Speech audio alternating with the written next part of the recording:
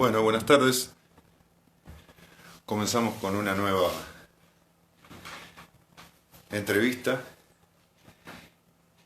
Arrancamos un poquito más tarde porque hasta hace unos minutos estaban rompiendo la vereda desde las 8:30 de la mañana. Se han puesto a trabajar los muchachos, ¿qué va a hacer? Así que hoy fue todo un caos. Y estaba pidiendo por favor que se terminara el laburo ahora, así que no sé si escucharon o se terminó el horario. Aprovecho a agradecer a todos los presentes y ya mismo estamos invitando, valga la redundancia, a nuestro invitado de hoy.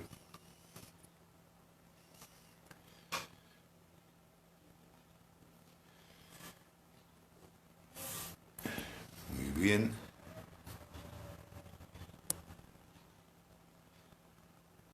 Minutos más, aprovechamos y saludamos a todos los que están saludando.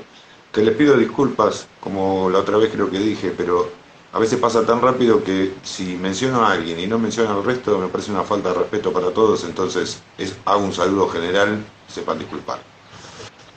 Ya casi. Muy buenas tardes. ¿Cómo te va, Nico? ¿Todo bien? ¿Qué tal, Javier? ¿Cómo estás vos? Yo muy bien. Recién le contaba a la audiencia que hasta recién estaban rompiendo la vereda de las 8:30 de la mañana, no te puedo explicar lo que era esto. Menos mal que terminaron de trabajar los muchachos. Buen ¿Todo timing. tranquilo? Sí, como todo el Bueno, mundo, harto de las pestes que azotan al país, que no es una sola, pero bueno. siempre que llovió paró, decía el negro Olmedo, así que solo cuestión de esperar un poco más. Hemos Así pasado es. por peores. Sí, sí. Bueno, Nico, vamos a aprovechar esta horita lo máximo posible. Vamos a arrancar para romper el hielo, vamos a presentarte primero para aquellos que de casualidad o porque sean muy jóvenes no tengan idea de quiénes somos. Yo ya vengo hace rato en esto, así que soy ultra archi reconocido. Muy bien. Pero tenemos el placer hoy de entrevistar a Nicolás Casanseus, periodista, que tuvo la suerte, por decirlo de alguna manera, de estar durante todo el conflicto, durante casi todo el conflicto, porque no llegaste específicamente el 2. Ahora vamos a empezar a hablar al respecto. Y aprovechando esto, ¿cómo te enteras y dónde te agarra el 2 de abril? El 2 de abril yo estaba en mi casa, me levanto a la mañana por un llamado de Víctor Sueiro que me dice que hemos recuperado Malvinas. Y yo tenía que ir ese 2 Ya. de abril a grabar mi promo de reingreso al noticiero. Me habían recontratado días antes sin que yo sospechara nada. Y fui feliz por la recuperación de nuestro patrimonio nacional, pero triste porque me lo había perdido. Estaba en mi casa.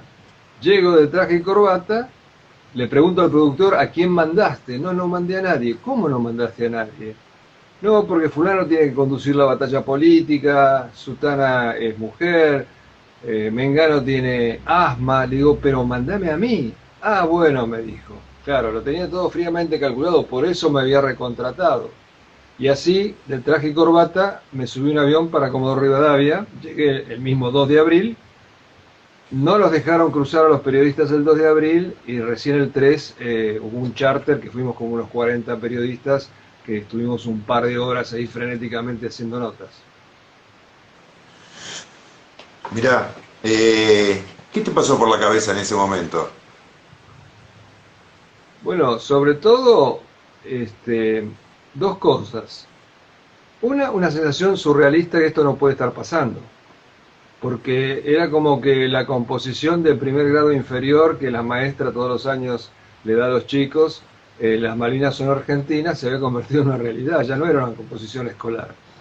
Y la otra es que yo sabía que iba a haber una guerra, a contrapelo de todos los militares que estaban convencidos porque le habían bajado esa línea de que era un toco y me voy, como no lastimamos a nadie, después negociamos, repartimos el petróleo, etcétera.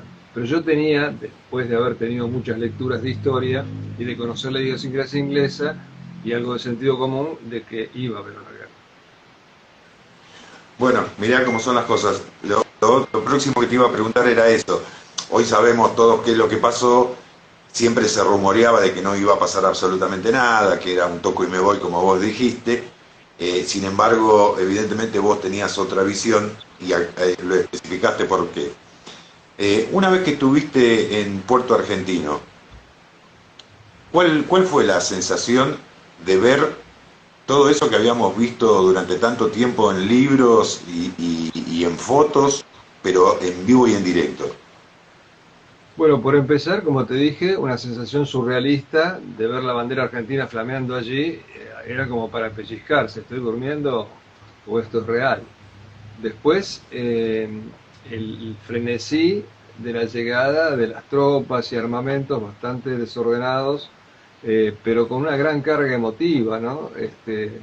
Soldados que bajaban y besaban la tierra, por ejemplo, o soldados que tenían una escarapela o una cinta azul y blanca en los fusiles. Era muy, muy emotivo. Y después lo otro, la agresividad verbal de los kelpers, ¿no? Porque el régimen del gobierno militar había vendido esto de que eran una especie de hermanos perdidos, de que nos iban a recibir con banderitas argentinas, un poco menos. Y no, nos odiaban, y nos siguen odiando por otra parte. Sí, hubo de todo, ¿no? Hay casos en los que hay muchachos que cuentan que fueron muy bien tratados y muy bien recibidos y otros que evidentemente no. Y hoy por hoy sigue igual, tenés de todo un poco. Pero bueno, es otra historia. Los primeros días transcurrieron, como vos decías bien, con una vorágine infernal de idas y venidas, porque había mucho personal que iba, pero también había personal que iba y volvía. ¿De qué manera lo vivían ustedes? ¿Cuáles eran los rumores que se corrían en general? Bueno, acontecía esto que yo te mencionaba antes. Todo el tiempo a mí, que era un civil, me paraban oficiales y me decían cuándo se para esto, qué pasa con Belaúnde Terry, el presidente peruano, qué pasa Pero con bueno, Pérez de Cuéllar, el secretario general de las Naciones Unidas. Y yo, que era un civil, les tenía que decir, macho, olvídate, vienen a sangre y fuego porque vos viste la tapa de gente donde están los soldados ingleses humillados con las manos en la nuca. Bueno, esto lo van a venir a lavar con sangre, si entiendo algo de haber leído Historia Universal. Pero esto explica, en realidad, algo que muy poca gente tiene, ¿no?, en la nebulosa, que la Argentina nunca fue a la guerra. La Junta Militar jamás, ni en sus sueños más kafkianos, imaginó en ir a la guerra. Cayó en la trampa del famoso guiño de que hacemos un toque y me voy, no lastimemos a nadie, y por eso muere Giaquino, que me contaba el cabo Urbina que se lanza a rescatarlo, que ellos tenían que tirar al techo y los ingleses le tiraban al cuerpo. Entonces se tiene que entender esto de que nunca fuimos a la guerra, jamás la Junta Militar hubiera animado, o sea, a ir a una guerra y menos contra toda la OTAN, y el guiño de los aliados hizo de que pisaran el palito donde se podía un toque y me voy, y después se negociaba. ¿Por qué aconteció esto? Porque Inglaterra y sus aliados querían instalar allí la fortaleza Falklands. Ubicándonos en el 82, no había más sí, bases sí. de la OTAN en el Atlántico Sur, había cerrado la base que tenía en Sudáfrica años atrás. Necesitaban controlar el petróleo de las islas, el cruce interoceánico, la proyección a la Antártida, pero para instalar una base militar allí necesitaban una provocación argentina, lo que en lenguaje diplomático se llama un casus belli, y lo consiguieron de esa manera. Después se hicieron los ofendidos. El viejo truco.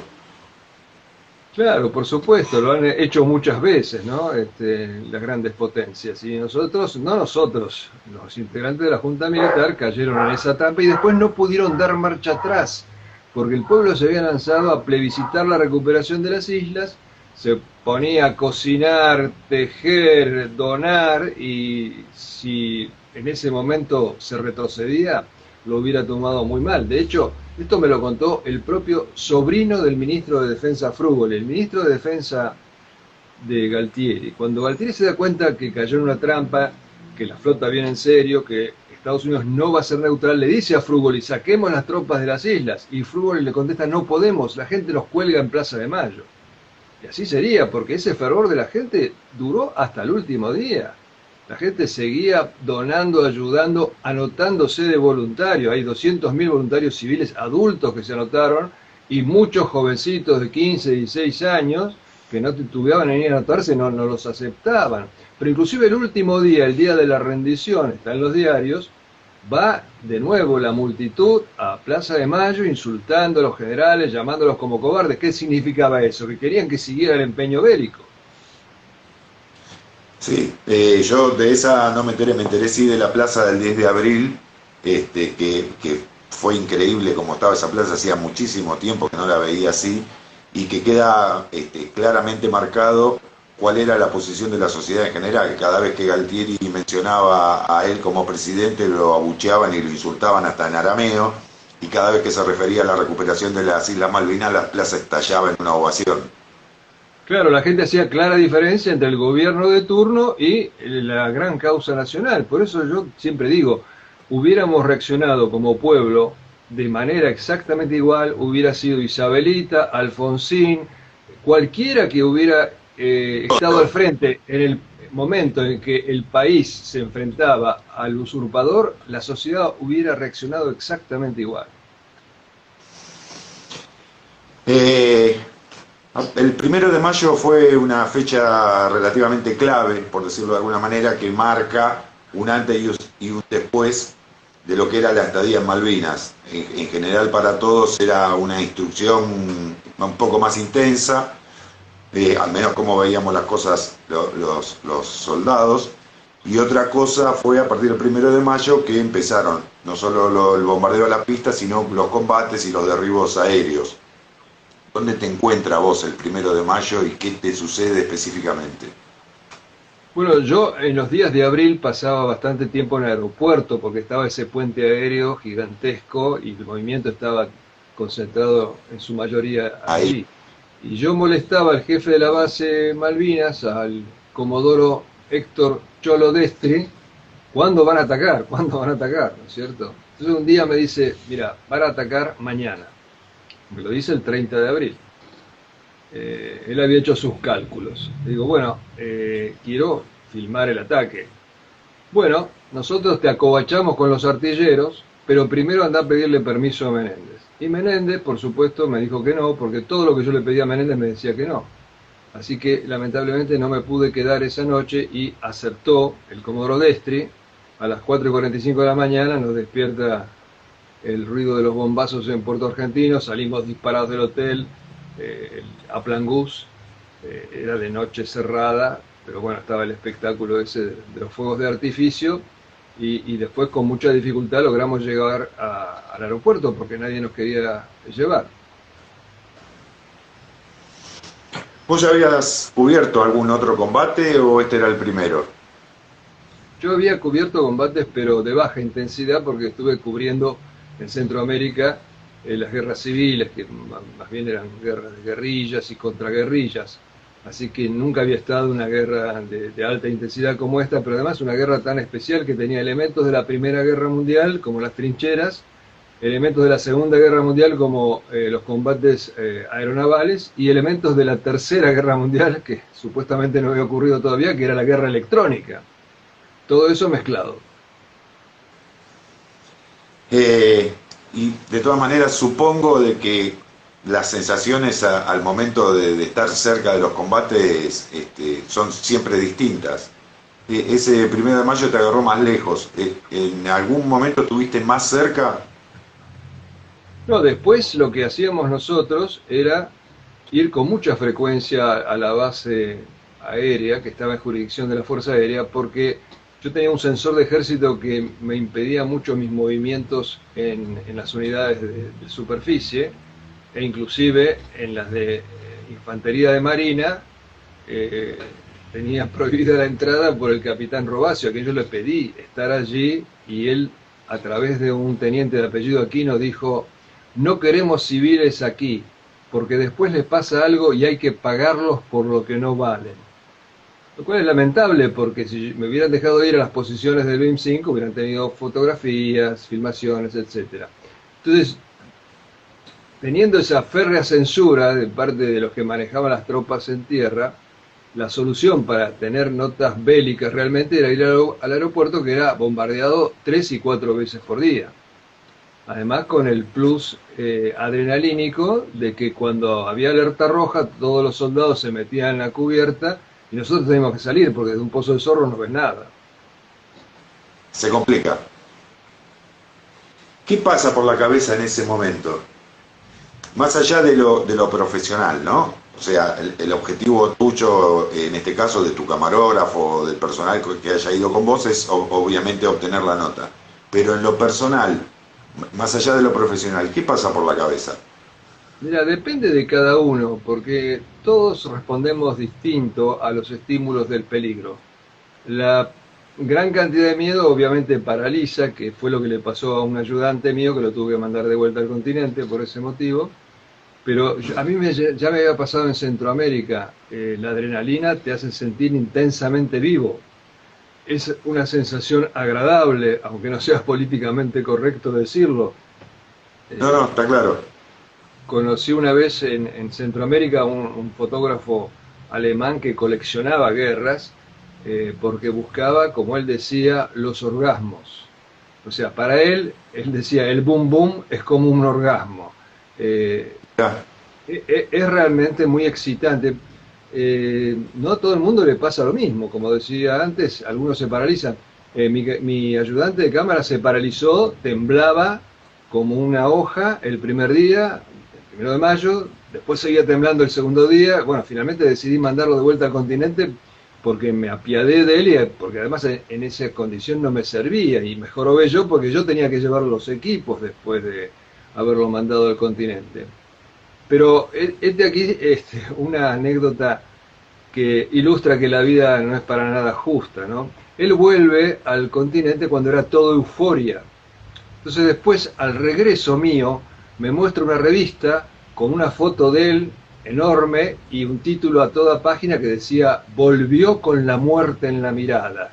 Y el guaso me dice, ¿vos sabés las minas que me gané con esto? Claro, cuando volvimos nosotros, lo único que nos ganamos fueron cascotazos y nos habíamos bancado toda la guerra. No es justa la vida, Javier. No, no, generalmente suele suceder. Pero bueno, son las cosas de la vida.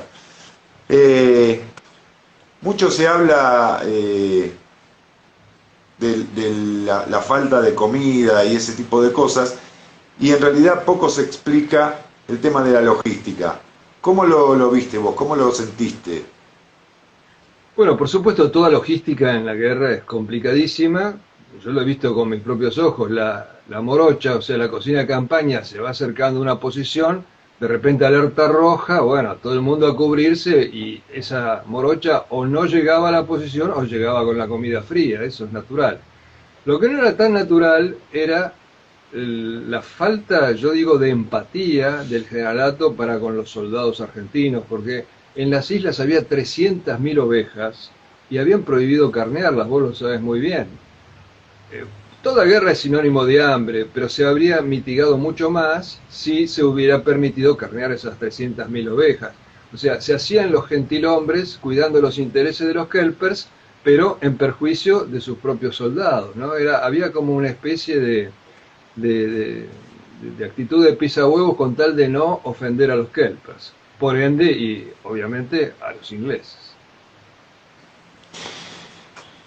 ¿Cómo era un día normal? Bueno, vos sabés muy bien que los días son cortos en Malvinas, o sea, amanecía como a las 9, a veces a las 10 de la mañana, entonces no se podía hacer mucho con la cámara. Tratábamos de filmar de noche, pero con las cámaras de esa época, imposible. Entonces era desayunar, esperar que clareara para poder salir, buscando la nota, y en mayo ya tuve que empezar a hacer otro tipo de tarea, que es justamente ayudar a los soldados con el aprovisionamiento, porque como también los generales le habían prohibido a los soldados entrar a las tiendas de los Kelpers, porque había que protegerlos para que no tuvieran desabastecimiento. Nosotros los civiles, que sí podíamos entrar, nos abordaban los soldados y nos pedían cosas. Entonces yo terminé dedicándome 2 horas a la mañana por día, que eran las 2 horas que estaba abierto el West Store en Puerto Argentino, comprándole cosas a los soldados, muchas veces de mi bolsillo, por supuesto, muchas veces con la plata de ellos, porque no me daba para bancar a todo el mundo, pero no solo era comida, chocolates, alguno me pedía galochas, otro me pedía una radio portátil o pilas. Al padre Martínez Torrens le regalé rollos de fotos. Él en su libro dice que, bueno, gracias a mí pudo sacar las fotos, gran parte de las fotos que están en el libro. Una vez, más de una vez, alguien dice, tengo cumpleaños, bueno, le regalé una botella de whisky. A un soldado que le regalé una vez una botella de whisky, que después se recibió de médico, me contaba, después de la guerra cuando lo reencontré, que se la tomó toda de un saque, y ese día fue el único día que realmente durmió porque desapareció del planeta. Así que me dedicaba a hacer eso. Es la vieja disyuntiva que tiene todo reportero en lugares calientes. ¿Qué hago? ¿Busco la nota o doy una mano? Y dicen que el verdadero profesional busca la nota, no se entretiene con sentimentalismos. Por ejemplo, hay un gran periodista, Peter Arnett, que cubriendo Vietnam ve en Saigón a un monje budista con un tacho de combustible. Vos te acordarás probablemente que los monjes budistas en protesta por la guerra se prendían fuego. ¿Qué podía hacer él? Pararlo, llamar a la policía o hacer lo que él hizo, seguirlo, esperar que se tirara el combustible encima y sacar la foto y salir corriendo. ¿Qué haces? ¿Ayudás a subir a un herido a un helicóptero o sacás la foto de cómo suben al herido? Y esa disyuntiva a veces es muy dramática. Yo no sé si vos te acordás, hace unos años, en una gran hambruna en África, salió una foto de un periodista que veía un niño de un par de años agonizando y un buitre al lado de él esperando que muriera para hacerse su festín. Esa foto recorrió el mundo, ganó premios, y cuando, bueno, después ayudaste al niño, no, dice, no hubiera hecho ninguna diferencia, eran millones los que estaban muriendo. Ahora bien, años más tarde este periodista se suicidó. Sí, yo calculo que debe ser un momento complicado decidir una cosa o la otra. En algunos casos, como el del monje, en ese momento tal vez le hubiese evitado que hiciera lo que hizo y 2 días después lo hubiese hecho lo mismo. Claro, pero la cuestión es, ¿qué te nace en ese momento? En ese momento. ¿Anduviste recorriendo mucho las islas o estabas limitado? No, yo estuve limitado en todo, pero cada oportunidad que había me subí a un helicóptero y trataba de ir a donde pudiera. He estado varias veces en Darwin, pedí varias veces ir a la Gran Malvinas, nunca me dejaron ir. Y bueno, en uno de los vuelos que sí tuve en las islas, estuve cerca tuyo, en Bahía Elefantes, que es toda una historia, porque nos perdimos volando hacia donde estaban ustedes, en la isla Borbón. Salimos bastante tarde, se hizo de noche, y era riesgoso seguir volando porque no se veía mucho. Entonces el piloto, a pesar de que por ahí podía haber pasado, digamos, vergüenza, cómo es que aterriza, no se anima a seguir, hizo lo prudente, aterrizó en vez de seguir a ciegas. Y nos pasamos, éramos 11 personas apretujadas en un UH Bell, durante 14 horas, o sea, todas las horas de la oscuridad, sentados allí, muertos de frío, de hambre. Bueno, hubo un suboficial que tenía unas galletitas que quirúrgicamente las dividimos por 11, una botella de gaseosa, y era un frío atroz dentro del helicóptero. Además estábamos sentados muy apretados, no podés estirar las piernas, o sea, 14 horas sin poder estirar las piernas ni nada. Algunos la pasaron peor. Estaba el camarógrafo del Servicio de Inteligencia de Ejército Rotondo, que estuvo sentado sobre un cajón de municiones. Entonces después se burlaban de él diciendo que tenía en su trasero grabada la palabra fabricaciones militares, de haber estado 14 horas sentado ahí arriba. Y en determinados momentos nos pareció escuchar voces. Inclusive el teniente coronel Rebean, que era el jefe de helicópterista de ejército en ese momento, salió con el FAL, lo martilló, salió a buscar a ver qué pasaba, volvió, no vio nada, pero durante la noche varias veces nos pareció escuchar voces, algunos decían son ovejas, y Rotondo, que en ese momento tenía mucho sentido del humor, decía, no, estas ovejas tienen voz de macho, me parece que no son ovejas.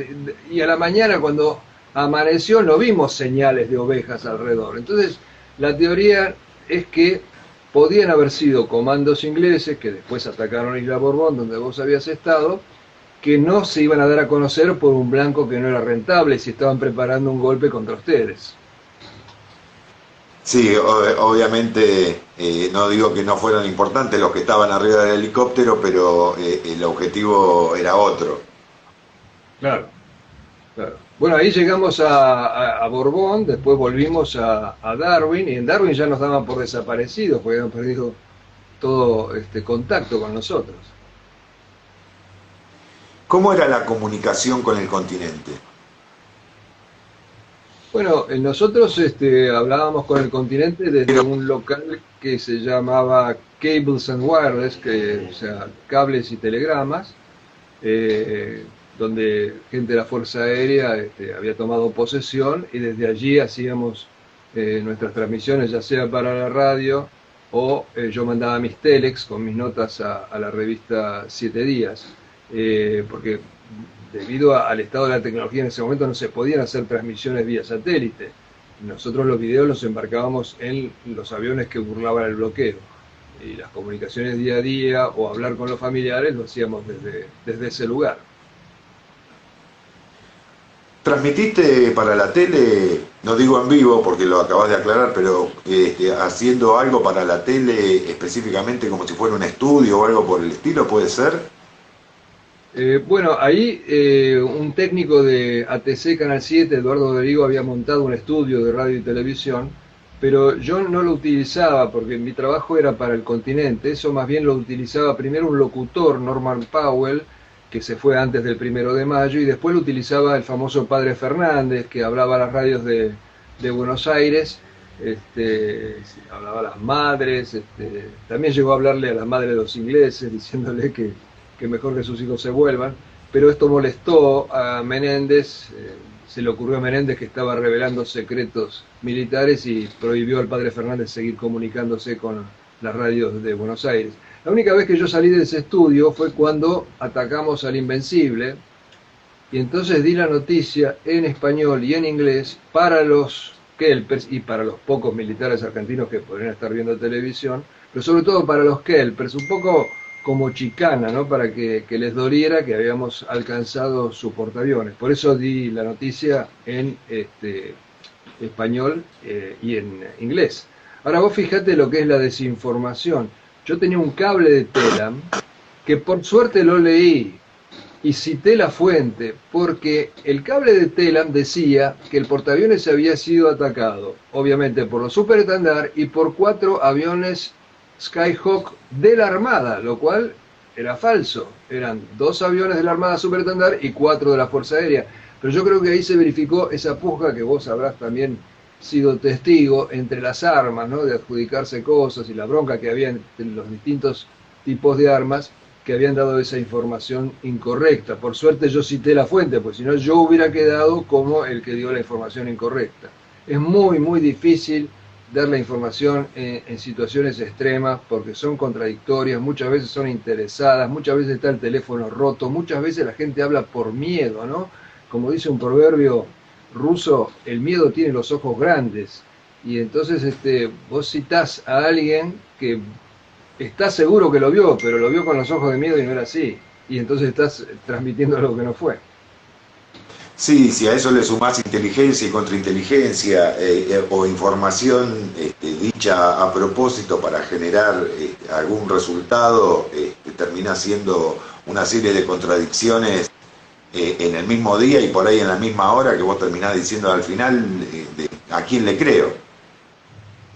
Claro, porque además pasa como con los accidentes de auto, viste que entrevistan a 4 testigos y los 4 vieron una cosa diferente. A mí me pasa todo el tiempo que se me acerca alguien y me dice, ¿cómo escribiste tal cosa? No fue fulano, fui yo. Le digo, pero macho, tengo acá la disposición que premia a fulano por haberlo hecho. No, no lo hizo fulano, lo hice yo. O sea, es súper difícil establecer la verdad histórica.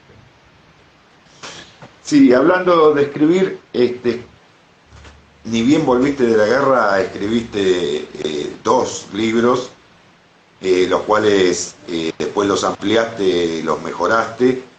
¿Qué te llevó a escribir eso? No, después de la guerra en realidad publiqué uno solo y lo que me llevó es que cuando vuelvo con mi camarógrafo nos enteramos de que el 90-95% de nuestro material no solo no había sido mostrado, sino que había sido destruido.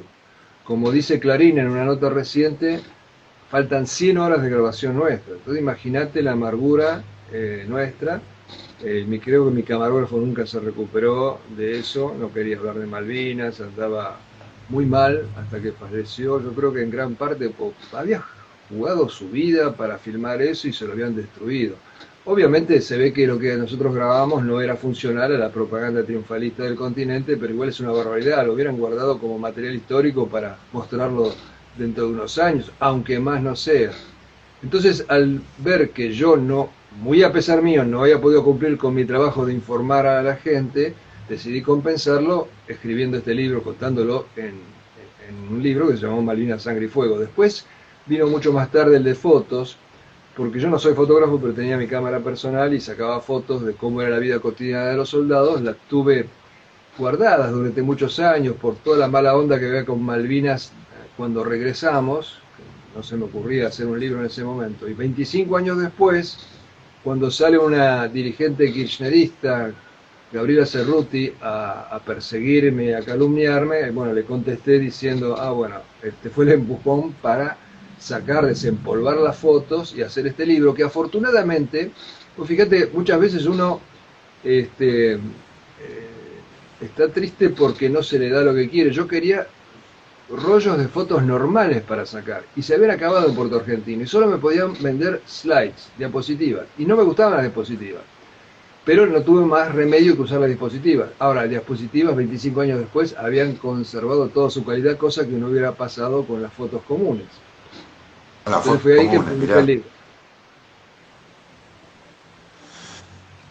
Increíble.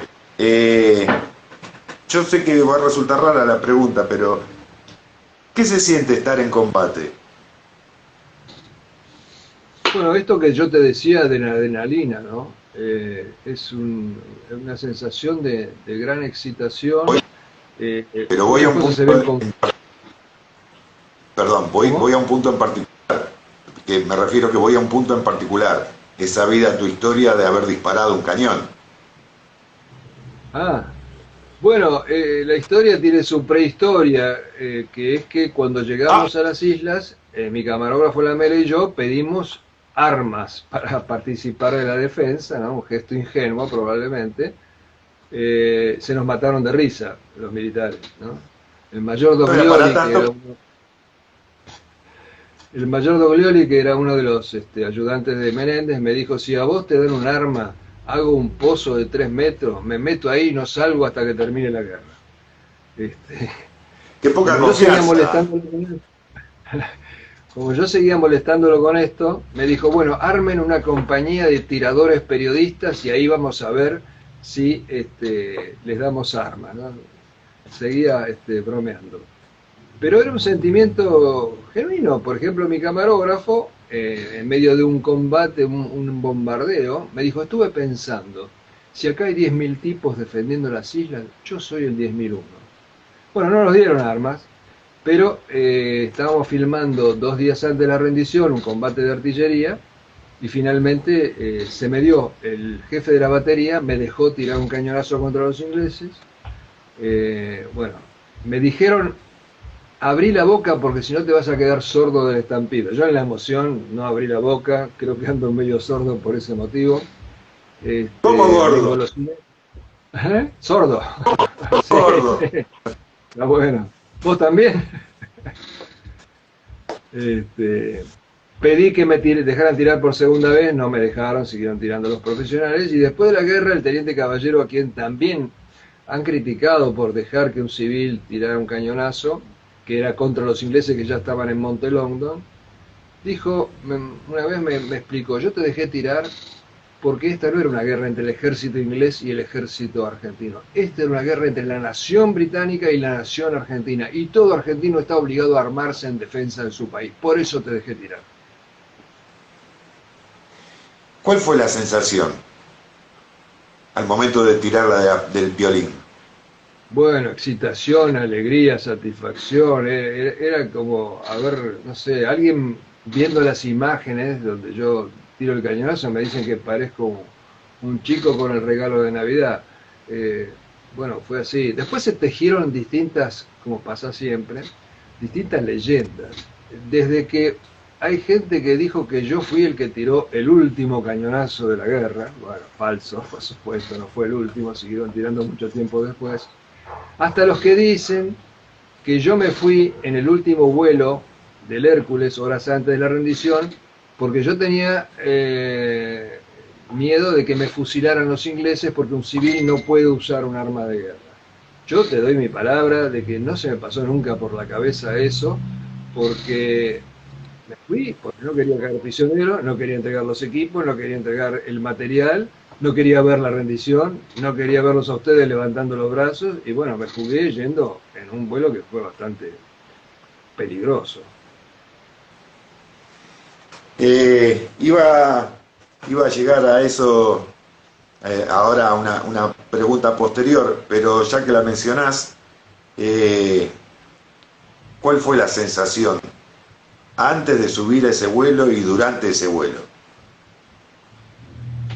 Mira, sabíamos que el vuelo iba a ser muy peligroso y lo confirmé porque mi sensor, este capitán de ejército, me dice, me llevas la valija, se la entregás a mi mujer porque si no va a caer en manos de los ingleses. Y yo dije, bueno, yo te la entrego a tu mujer, pero yo estoy cargado hasta la manija, llévamela al aeropuerto y subímela al avión, yo después se la entrego a tu mujer. Bueno, no se animó a ir al aeropuerto, porque el aeropuerto era un infierno. Estaban tirándole los cañones ingleses, tratando de pegarle a la pista, había bengalas inglesas todo el tiempo que se iluminaban sobre el aeropuerto, patrulla de Harriers en el cielo, y nos subimos unos 100 hombres al Hércules que había traído un cañón de refuerzo, un Sofa. Famoso 150. Sí. Mirá. De repente estábamos ya todos arriba, alerta roja, todos afuera, salimos disparados por la escotilla de los paracaidistas, hubo gente que se quebró, a mí los bolsos que yo tenía, bueno, salieron desparramados por todo el campo, de noche estuve tratando de buscarlos, y nos quedamos entre las rocas con esas bengalas inglesas que se prendían cada tanto, esperando hasta que en determinado momento el comandante del avión, el capitán Borcher, dice, bueno, yo me voy sí o sí, y ahí de 100 nos habremos subido unos 60, hubo unos cuantos que prefirieron caer prisioneros, porque era impactante la situación. Salimos, en vez de elevarse, el avión bajó, se pegó al mar, y volamos casi 2 horas a oscuras hasta que se prendieron las luces, rezando, obviamente, los Padres Nuestros y los Ave María, y esperando lo peor. Cuando se prenden las luces, veo un suboficial de Fuerza Aérea con una 9 milímetros en la mano, y le digo, ¿qué te pasa? ¿A quién querés matar? No, es que si entraba un misilazo yo me pego un tiro, no quiero morir ahogado, me dice. Y nos dijeron que supuestamente nos habían tirado con un misil, pero que le habían errado. Cosa que yo no vi, viste que desde un Hércules de adentro, de la panza del Hércules no se ve Sí, mucho. Pero, y en esa situación menos. Sí, pero lo que sí es que un poco después de que saliéramos nosotros, la fragata que estaba frente al aeropuerto abatió al capitán Casado de los bombarderos Canberra.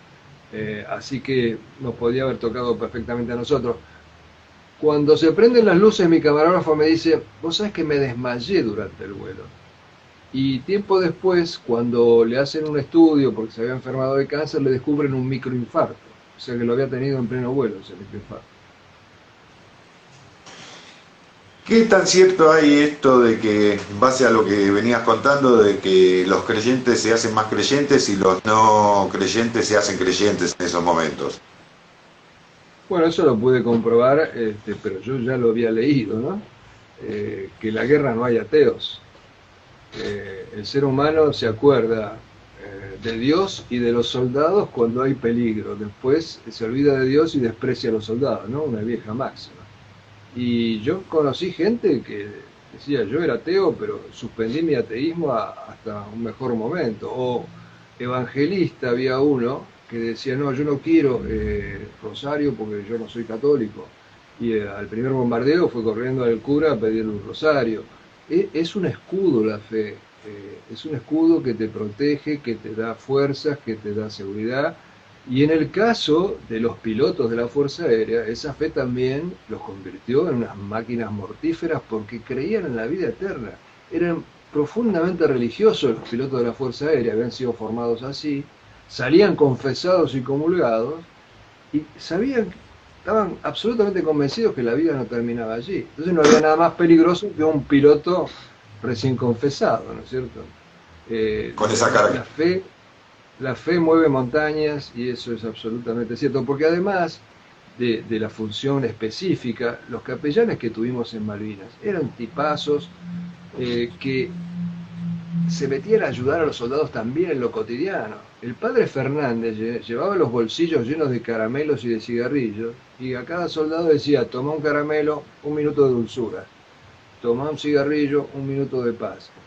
Ayudaban a sobrellevar esa situación tan difícil que tenían los soldados.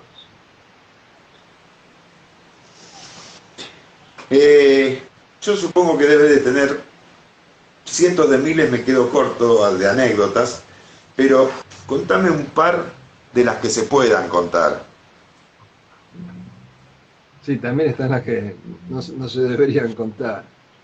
Todos tenemos de las otras anécdotas y que si bien dicen, no, ya prescribió, yo por las dudas, no, en otra oportunidad. Pero de las que se pueden contar, mencioname un par de anécdotas graciosas como para amenizar un poco todo esto y vamos haciendo un cierre que después para el final te voy a pedir una reflexión. Bueno, por ejemplo, estábamos grabando en el aeropuerto cuando vuelve de cumplir una misión sobre Darwin, un oficial de la Fuerza Aérea con su pucará, Michelot, y ahí en caliente lo entrevisto en el aeropuerto. Estamos haciendo la nota cuando de repente alguien grita alerta roja, alerta roja. ¿Qué hace Michelot? Profesional militar. Se zambulle cuerpo a tierra. Yo y mi camarógrafo Lamela miramos para abajo, vimos barro mezclado con aceite y no nos tiramos. ¿Cómo nos tirar ahí? No era un lugar para tirarse, claro. No éramos militares, no teníamos el entrenamiento. Entonces la explosión se produjo y la cara nos quedó bastante colorada de la onda expansiva. Por suerte no nos alcanzó ninguna esquirla. Moraleja, hay que entrenarse a cuerpo a tierra antes de ir a cubrir alguna misión de estas. Sí, hay varios de esos, de esas anécdotas que dicen que ni bien llegaron, hicieron unos pozos así nomás, que apenas entraba el pie y le llegaba hasta el tobillo de profundidad como mucho, y después del primer ataque hicieron una especie de suite con calefacción, jacuzzi, no sé cuántas cosas más, porque se la vieron fea. Sí, se aprende sobre la marcha, por supuesto, por supuesto. Sí, igual vos ya tenías algo de entrenamiento, lo cual eso genera que uno también se acostumbre ante ciertas cosas y al principio reaccionás de una manera y a medida que va pasando el tiempo y te vas acostumbrando vas reaccionando de otra. Sí, pero no tenés internalizado eso, por lo menos al principio. Yo la primera guerra que cubrí fue la guerra civil en Nicaragua y acompañamos con mi camarógrafo a la Guardia Nacional que cargaba contra los sandinistas. Una filmación que salió maravillosa. Después mis familiares me querían matar porque en el video yo corría a la par de los soldados con una camisa blanca. Era un blanco perfecto. Esas cosas que en ese momento no te das cuenta. O tenías muy mala puntería o tuviste mucha suerte. O mi madre, que siempre rezó por mí, me puso el escudo protector. Sí, es otra de las posibilidades. Nico, vamos a aprovechar los últimos 15. Hacerme una buena reflexión para las generaciones que vengan, y para los que están ahora, de lo que fue la gesta de Malvinas en general. Fue lo que vos acabás de calificar como gesta. Fue una guerra noble, limpia, por una causa justa, donde le peleamos de igual a igual a una gran potencia apoyada por una superpotencia, apoyada por montones de países de distintas latitudes. Y los ingleses lo dicen, no yo, estuvieron a punto de retroceder. Y esto se ignora porque nos han bombardeado durante décadas con esas historias e ideas, fuerzas falaces, de que nos llenaron la cara de dedos, poco menos. Y eso es absolutamente falso, lo dicen los propios ingleses. Y hay como una morbosa, masoquista satisfacción en muchos argentinos en decir esto, de que todo fue malo, de que peleamos mal, de que los soldados fueron cobardes. Es increíble hasta qué punto existe el autoflagelamiento al respecto en la sociedad argentina. Yo siempre me asombro, somos los más fanfarrones del planeta, alardeamos de la Virome Big, del dulce de leche, del fútbol, y no alardeamos de haber sido nosotros los que le llenamos la cara de dedo a los ingleses, dicho por los propios ingleses. Y esto evidentemente no es casual. Esto es un lavado de cerebro que viene llevando ya 38 años, que de alguna manera fue empezado por el mismo régimen militar, que al tratar de esconder lo que pasó en Malvinas, censuró a los soldados que no podían contar. Empezó la desmalvinización el día de la caída de Puerto Argentino, y después siguió con los gobiernos posteriores, y hay como una inercia que es muy difícil sacar. Te reitero, yo creo que una de las características que los argentinos deberíamos desterrar es este masoquismo, porque se viene aliado al exitismo argentino. O sea, si perdimos, está todo mal. Messi salió subcampeón del mundo, Messi no vale nada. Nosotros perdimos la guerra, entonces todo estuvo mal. Y nos olvidamos que la vida no es tener éxito o no tener éxito. La vida es llevarla bien llevada. Lo mismo en la guerra, la cuestión es cómo la peleaste, si fue con honor o sin honor, si fue con valor o no valor, no los resultados. Y esto lo tenía claramente San Martín. San Martín crea una condecoración a los derrotados de Chancay, del coronel Pringles, porque habían combatido con valor y con honor. Nosotros deberíamos copiar más cosas del padre de la patria, que lamentablemente lo honramos de palabra, pero no seguimos lo que él nos ha prescrito. Y los soldados de Malvinas, con el tiempo, seguro que van a estar a la par de los granaderos de San Martín. La gesta de Malvinas, vista con la distancia necesaria, cuando se apaguen todos los rencores ideológicos que todavía venimos arrastrando de aquellas épocas y se puedan mirar objetivamente, los combatientes de Malvinas van a estar a la par de los combatientes del cruce de los Andes, van a entrar por la puerta grande de la historia, por su propio peso. Yo siempre digo, va a haber un día en que va a estallar el tema Malvinas, vamos a tener malvinomanía en el país. Ojalá estemos, Javier, vivos para ese día, pero si no lo estamos, te aseguro que va a suceder. Por lo menos estamos dejando registro, que es lo importante.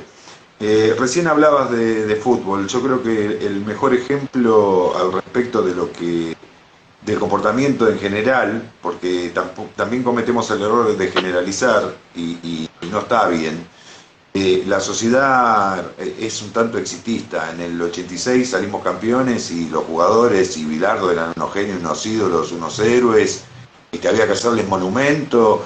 La gente lo fue a buscar a Ezeiza y a caballo de la Richieri hasta el centro, y durante días festejando el campeonato, y 4 años después el mismo equipo, el mismo técnico, salimos segundos y había que colgarlos a todos en la Plaza de Mayo, había que fusilarlos, eran unos muertos, unos pechos fríos que defendían la camiseta. Sí, bueno, yo me acuerdo muy bien que antes del Mundial, Bilardo era denostado por todo el mundo. Cuando vuelve También. con el título, en Ezeiza había una enorme pancarta que decía perdón Bilardo, porque había Claro. ganado.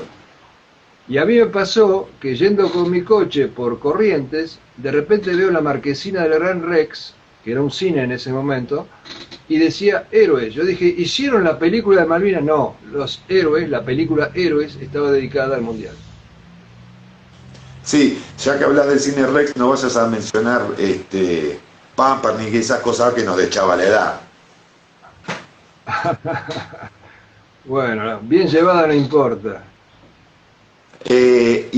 Respecto a lo último que decías, ¿vos no considerás que la sociedad en general ha cambiado muchísimo su postura y su forma de ver de ver a los veteranos de guerra? Sí, ha cambiado, no sé si muchísimo. Hay, por supuesto, más empatía con los veteranos de guerra, pero sigue la leyenda negra de Malvinas. Los que tienen empatía con los soldados muchas veces se conmiseran de ellos y la conmiseración es lo último que necesitan los combatientes. Hay un avance, pero todavía es tibio porque no se encarga el Estado de contar la verdad. Nosotros podemos dar charlas, entrevistas, publicar libros, es una gota en el océano, es el Estado el que tiene que considerar que los héroes tienen que estar en una política de Estado porque son los que forman con su ejemplo valores. Los valores no se pueden transmitir con discursos, sino solamente con el ejemplo de los héroes. Y los tenemos vivos caminando entre nosotros y los estamos desperdiciando. Los valores eternos como el coraje, la abnegación, la magnanimidad, la misericordia, todo eso se transmite de corazón a corazón, de generación en generación, con el ejemplo de los héroes. Y los están ocultando. Y quizás también los políticos ocultan a nuestros héroes porque no quieren que haya arquetipos, no quieren esa vara alta que ponen los héroes, porque es mucho más fácil engañar y manejar a un pueblo que no se inspira en héroes reales. Nico, yo te agradezco un montón. Pensé que iba a ser muy difícil esto porque estar de este lado con alguien que la tiene clara del otro lado iba a ser mucho más complicado, pero me la hiciste fácil, así que te agradezco. Eh, Pensé que iba a ser más complicado. No, fácil lo Te hiciste mando... vos, buenas preguntas. No, y uno va aprendiendo y va escuchando, si no hacemos eso, al revés, uno va escuchando y va aprendiendo, si no hacemos eso, no, poco evolucionamos, tratamos de... Igual hay una distancia enorme, es muy factible que después de todo esto me llegue un Pulitzer o algo por el estilo, cosa que no sé si te va a llegar a vos, pero bueno, si querés lo podemos compartir, yo soy un tipo generoso. Te tomo la palabra. Nico, te mando un abrazo gigante, te agradezco infinitamente esto y no va a faltar oportunidad para juntarnos cuando termine toda esta peste. Una última palabra. Quiero contar algo del Dale que soldado, tenemos todavía. quiero contar algo del soldado Javier Ramos, que en la isla de Borbón sale con un joven oficial y aparece un helicóptero enemigo. El oficial solamente tenía una pistola, el soldado Javier Ramos tenía un fusil, tapa con su cuerpo al oficial y se dispone a defenderlo con un arma que tenía más alcance.